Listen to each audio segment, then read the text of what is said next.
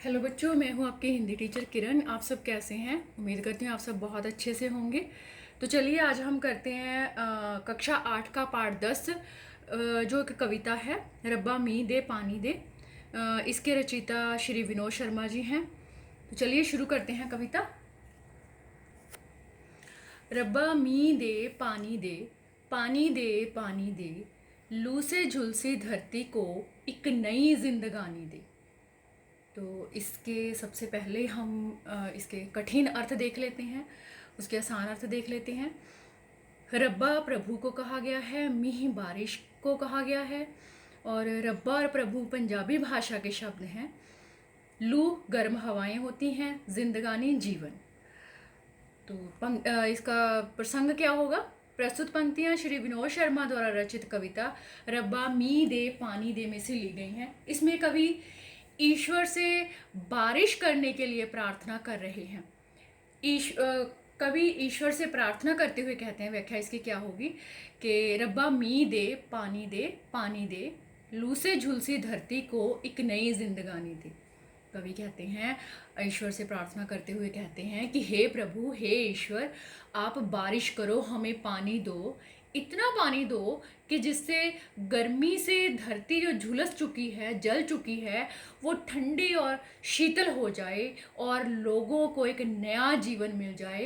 इतनी बारिश दो, इतना पानी दो। पानी से खेतों में सोना, नाचे गेहूं गाए झोना, पानी है तो सब है दूना, बिन पानी कत्था क्या चूना। पानी है तो है जिंदगानी, पानी खत्म तो खत्म कहानी, जीवन की कश्ती को आकर नई रवानी दे, रब्बा मीह दे पानी दे, पानी दे पानी दे। इसके जो कठिन अर्थ हैं पहले वो देख लेते हैं।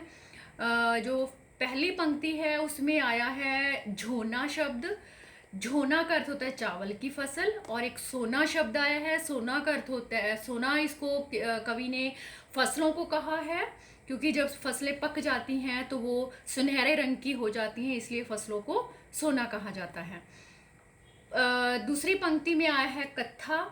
कत्था एक ऐसा पदार्थ होता है जिसको पान पर लगाया जाता है। तो एक खैर नाम का पेड़ होता है जिसकी लकड़ियों को उबालकर कत्था पदार्थ बनाया जाता है और फिर उसको पान पर लगाया जाता है। चूना, चूना सफ़ेदी को भी बोलते हैं, और ये कंकर पत्थर मोती सीप आदियों को पीसकर एक पाउडर के रूप में तैयार किया जाता है। ये भी पान वगैरह पर लगाया जाता है। तीसरी पंक्ति में है रवानी। रवानी का अर्थ होता है गति। तो चलिए इसका प्रसंग क्या होगा। प्रस्तुत पंक्तियां कविता रब्बा मी दे पानी दे में से ली गई हैं, जो कि श्री विनोद शर्मा द्वारा रचित है।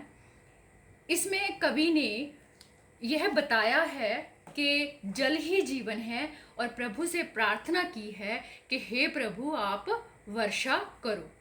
व्याख्या देखते हैं इसकी क्या होगी।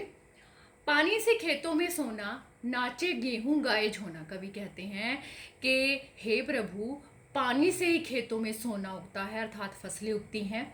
नाचे गेहूं गाए झोना, और जब पानी फसलों को मिल जाता है तो गेहूं की फसल और चावल की फसल होती है वो गाने और झूमने लगती है। पानी है तो सब है दूना, बिन पानी कत्था क्या चूना।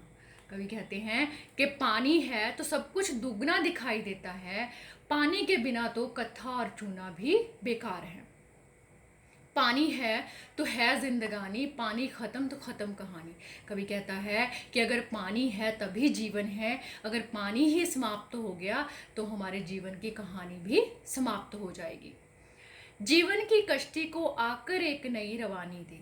कवि कहता है कि हे प्रभु, हे ईश्वर, हमारा यह जो जीवन है इसका आधार पानी है, इसलिए पानी नष्ट ना हो। आप आकर हमारे जीवन रूपी कश्ती को एक गति प्रदान करो ताकि हम जी सकें और इस जीवन का भरपूर आनंद उठा सकें। रब्बा मीह दे पानी दे, पानी दे। पानी से हरियाली होती, खेतों में खुशहाली होती, क्या मवेशी क्या वन या बूटे, पानी बिन जीवन से छूटे। आओ पानी नष्ट करे ना, प्रदूषित या व्यर्थ करे ना, मेरे देश के जन जन को यह सीख सुहानी दे, रब्बा मींह दे पानी दे, पानी दे पानी दे। तो इसके जो आसान अर्थ है वो देख लेते हैं। दूसरी पंक्ति में आया है मवेशी शब्द। मवेशी का अर्थ होता है पशु। और तीसरी पंक्ति में आया है नष्ट। नष्ट का अर्थ होता है खत्म कर देना। प्रदूषित, प्रदूषित का अर्थ होता है गंदा करना। व्यर्थ, व्यर्थ का अर्थ होता है बेकार। चौथी पंक्ति में है सीख अर्थात शिक्षा। सुहानी का अर्थ होता है अच्छी। प्रसंग इसका क्या होगा? प्रस्तुत पंक्तियां कविता रब्बा मी दे पानी दे में से ली गई हैं, जो कि श्री विनोद शर्मा द्वारा लिखित है। इसमें कवि ने प्रभु से वर्षा करने की बात की है, जब प्रार्थना की है। व्याख्या इसकी क्या होगी?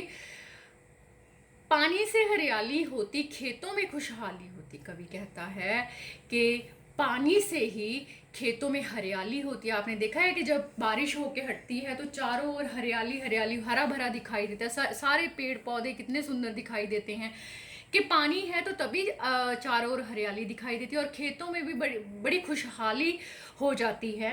क्या मवेशी, क्या वन या बूटे, पानी बिन सब जीवन से छूटे।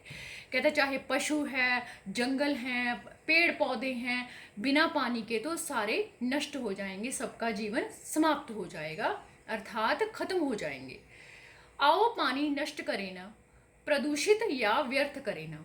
तो आओ हम सब मिलकर प्रण करते हैं कि हम कभी भी पानी को नष्ट नहीं करेंगे और गंदा नहीं करेंगे और ना ही व्यर्थ करेंगे। मेरे देश के जन जन को यहाँ पर है नागरिकों को कहा गया है, देश की जनता को कहा गया है।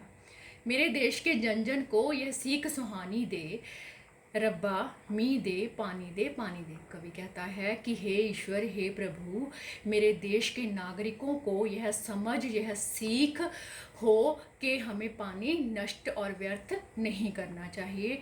हे ईश्वर, हे प्रभु, हमें बारिश दो।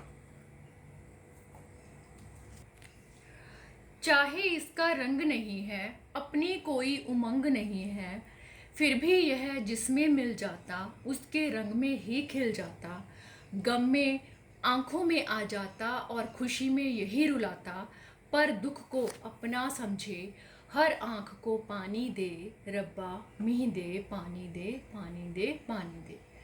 तो इसके कठिन अर्थ पहले देख लेते हैं। जो पहली पंक्ति है उसमें उमंग, उमंग का अर्थ होता है खुशी।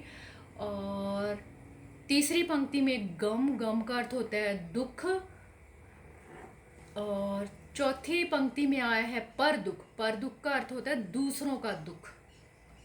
प्रसंग इसका क्या होगा?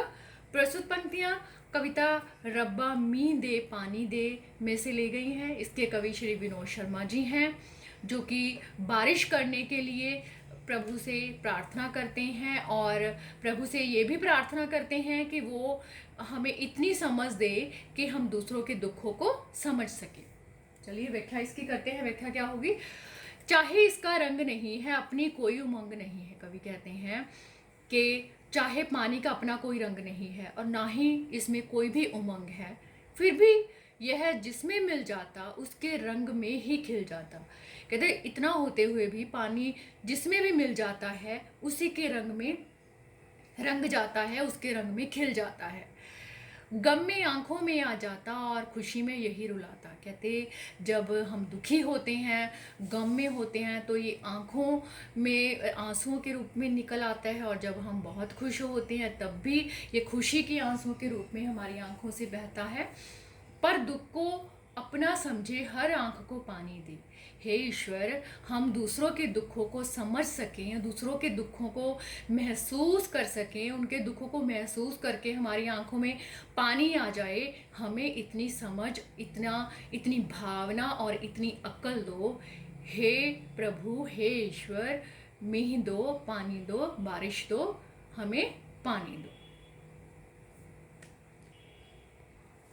तो बच्चों, आपको कैसी लगी ये कविता? मुझे ये कविता बहुत अच्छी लगी। तो हमें इससे क्या सीख मिलती है कि हमें कभी भी पानी को व्यर्थ नहीं करना चाहिए, बल्कि पानी की बचत करनी चाहिए। तो आज से सभी प्रण करो कि आप कभी भी पानी को बेकार या व्यर्थ नहीं करोगे।